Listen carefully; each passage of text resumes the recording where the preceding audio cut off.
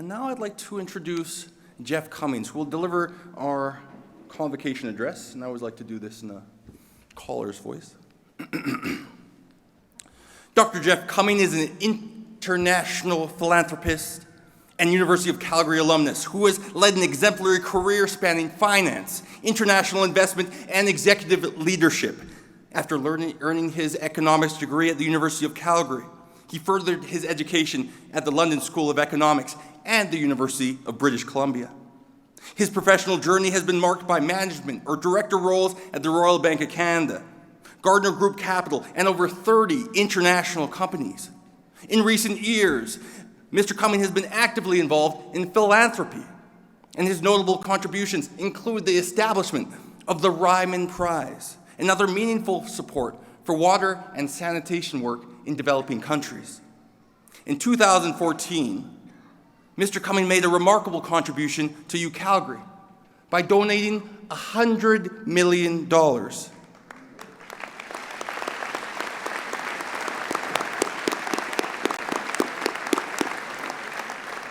And this transformative gift, the largest single philanthropic contribution in UCalgary's history, led to the renaming of our medical school as the Cumming School of Medicine, honoring his parents and in recognition of the gift's substantial impact to our university and the wider community.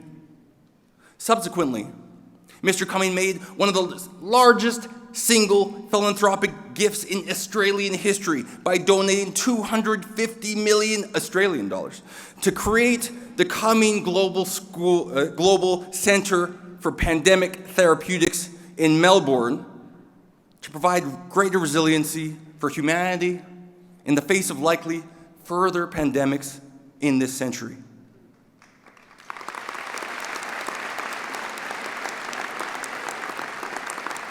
And today was the first day, I was told not to go off script here, but today was the first day I had the opportunity to meet Mr. Cumming, and I was blown away because not only is he a true philanthropist, helping the world with his activities, Geoff, you are a kind, benevolent, humble person who I'm happy to have had the privilege to meet. So thank you very much. Geoff Cumming, I'm now pleased to invite you to address the University of Calgary graduating class of 2024.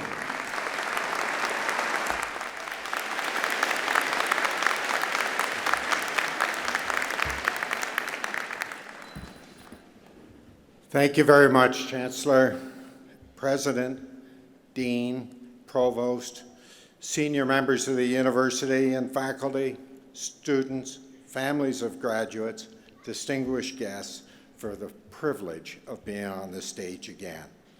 First and foremost, my heartfelt congratulations to all the graduates here today. This is your day.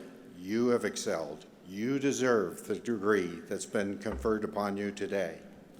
Can I ask you to close your eyes for 10 seconds and savor the moment? Moments like this are very rare in life, so please enjoy this moment. Now, eyes wide open to the world ahead. I'd like to ask you one question. What is your potential? 10 years ago, you likely would have answered quite differently.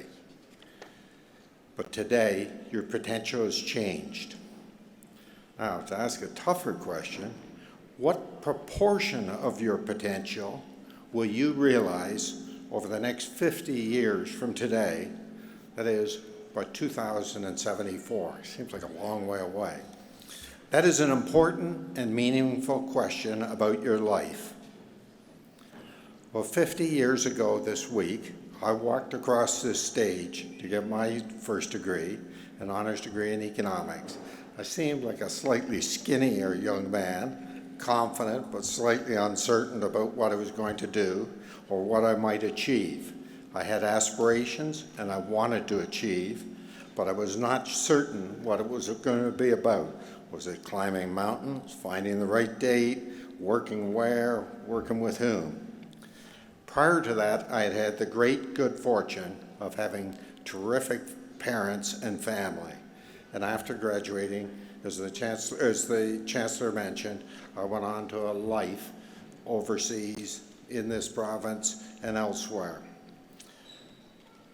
I never gave much thought to my own potential, but I always did try to strive. I always pushed forward.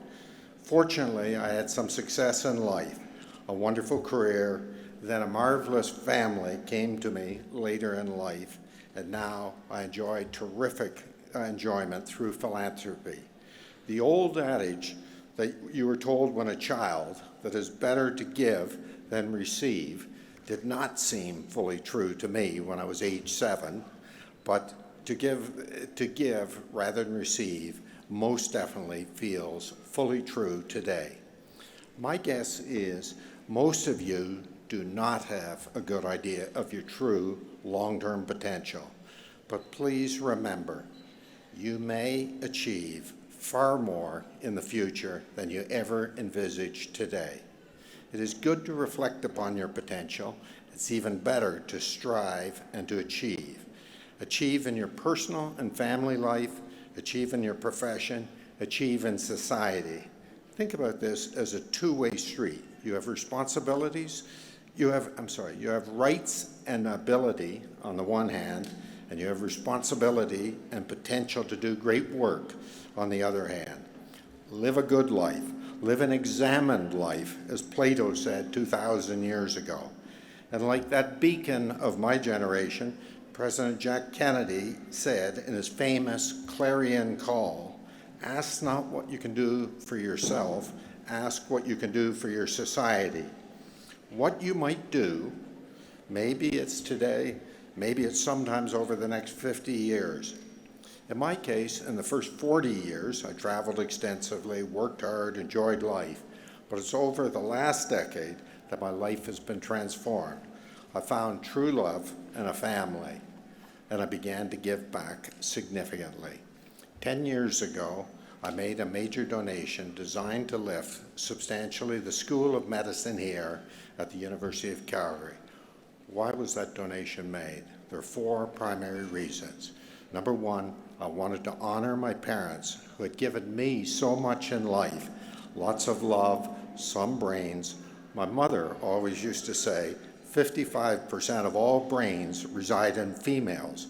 That was a bit of a setback for a bloke like me. My parents shaped my life and were and are an anchor in my life. So I wanted to honor them, and the School of Medicine here is named in part for them. Number 2, I had done well professionally and financially in Calgary and Alberta, and I wanted to give back to this remarkable community. Calgary has a terrific can-do spirit. I have lived in 6 countries, and only Calgary, with the possible exceptions of Silicon Valley and Shanghai, have that same true can-do philosophy. Thirdly, there are important and considerable income imbalances in society. Thankfully, I was on the upper side of that imbalance, and some level of imbalance probably produces significant personal initiative. And personal initiative creates wealth and drives society, but some level of imbalance is also excessive. Confiscatory taxation is definitely not the right solution, but giving back is. It makes society more equitable, and through philanthropy, you can truly improve society. Finally, and most importantly, medical research can significantly improve lives here and around the world. My donation was principally in 2 areas: the human microbiome, a remarkable area of discovery, and in neuroscience. Now, with the International Microbiome Center right here at the University of Calgary, the university is certainly at the cutting edge globally in this field.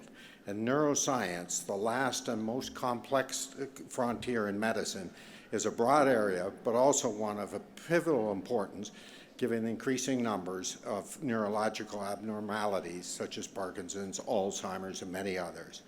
Important advances are being made right here at the University of Calgary and elsewhere, and these all benefit humanity.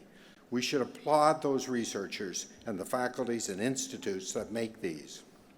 More recently, over the past 3 years, I'm proud of the new Cumming Global Centre for Pandemic Therapeutics, which our family has created in Melbourne, Australia. Incidentally, not everything can be in one city, so you've got to spread things around. Let me step back for a moment and explain why. I think it's important to have context.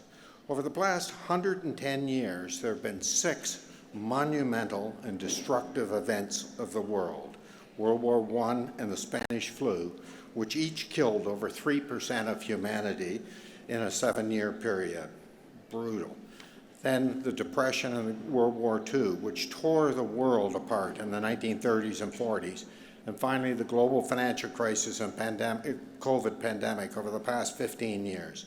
2 world wars, 2 global financial crises, 2 global pandemics. It's important to have context, and it's important to think about that. Of the 5 larger pandemics, Spanish flu, AIDS, SARS, MERS, and COVID, only in the case of COVID was a vaccine created. In the case of AIDS, over 100 million people have died. That's probably a substantial underestimate. Societies are fragile, as COVID showed us. Pandemics disrupt everything we cherish. Family lives, our jobs, our income, our politics, our society. Only COVID produced a vaccine, and in that case, the pathogen was relatively simple. What happens when in the next pandemic, if the pathogen is complex like AIDS and we do not have a vaccine? The results for society could be severe. That's why it's very important, everyone in this room who are graduating, that they contribute. The people here will help find the solutions. That is why we're trying so hard to find new platforms to speed the development of pandemic therapeutics. This new global center is like a second fire department after vaccines for global society.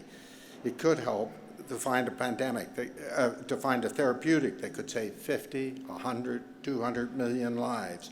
I believe this new global center focused on creating new platforms for pandemic therapeutics, just as we're doing here in other fields, will be one of the greatest achievements of my life. It has come in my 70s. I never dreamed of anything like this 50 years ago when I walked, like you will walk, across this stage. Do something which you're really proud of in your life. Do something what resonates with you. You have the potential. You probably have far more potential than you recognize today as you walk across that stage. Close your eyes for one further moment and say to yourself, I have considerable potential, and some part of that potential, at some time in my life, I'm going to devote to my society, to causes which I think are important. Dreaming is part of the solution, but making something happen successfully is the true test. With eyes wide open, I can say to myself, I never saw my full potential on this stage 50 years ago, but I definitely see the full realization of my potential now with the renaissance that's existing at and occurring at the School of Medicine here at the University of Calgary. And I most certainly feel great satisfaction for the Global Center for Pandemic Therapeutics, which we've created, and which is on the front line for humanity in creating a fire department to fight swiftly and to defeat the next global pandemic, which may come at any time. My key message to you is, do give a little thought to your potential. It is very likely that your potential is greater than you understand today, and give some thought to what you can achieve. You may well be standing up here 50 years from now, like I am, beaming for the things that you've played a part in your life, and for things that you will achieve in your life. Finally, heartfelt congratulations to every single graduate on being awarded your degree today. Thank you very much.